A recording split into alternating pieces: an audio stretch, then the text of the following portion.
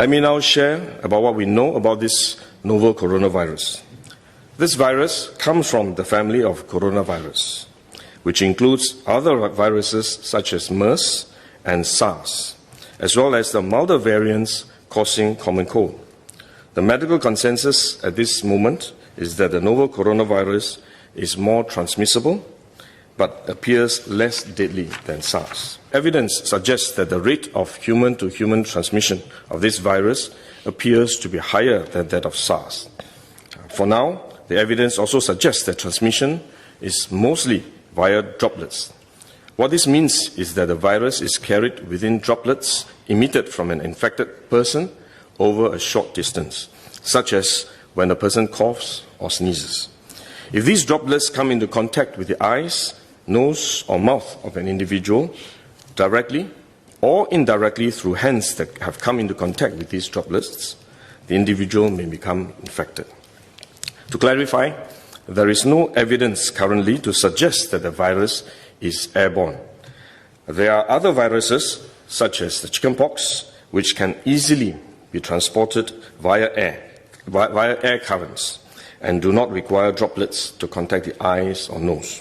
The novel coronavirus is not in this category of viruses. The novel coronavirus could also transmit through surface contact. Let me explain. When a person sneezes or coughs, the droplets fall onto the surfaces of tables and chairs, and the virus may remain alive for up to a few days.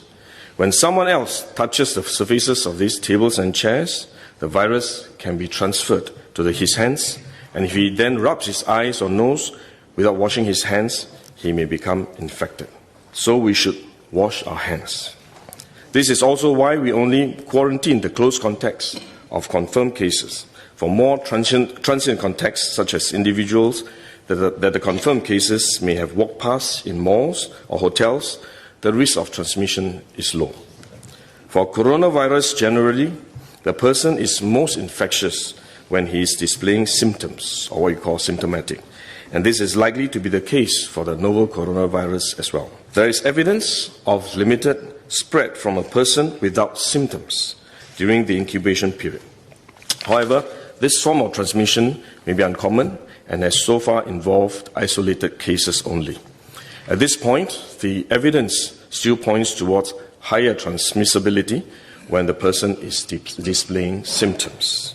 As such, medical professionals, both overseas and in Singapore, have advised that the most effective way that we can protect ourselves is to practice good personal hygiene. We should regularly wash our hands with soap and water and avoid touching our face with our hands.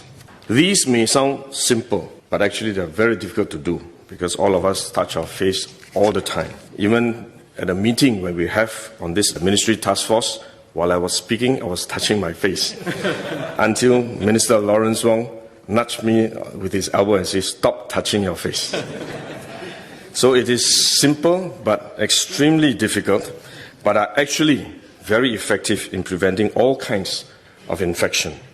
Potential infection from asymptomatic persons, in fact, is less likely to be from coughing or sneezing directly because they don't have symptoms. They are not sneezing or coughing, but more likely by touching contaminated surfaces, for which masks offer no protection. Wearing a mask when we are well often gives us a false sense of security instead, and we are more likely to touch our faces when we constantly adjust our masks, which is one way the disease spreads. At the same time, we need to protect others, our loved ones, friends, colleagues, and fellow Singaporeans that we come into contact with. If we are sick, we should rest and recover at home as far as possible. If we do need to go out to see a doctor, for example, we should wear a surgical mask to protect others. So this is when mask is needed, when we are unwell and have to go out.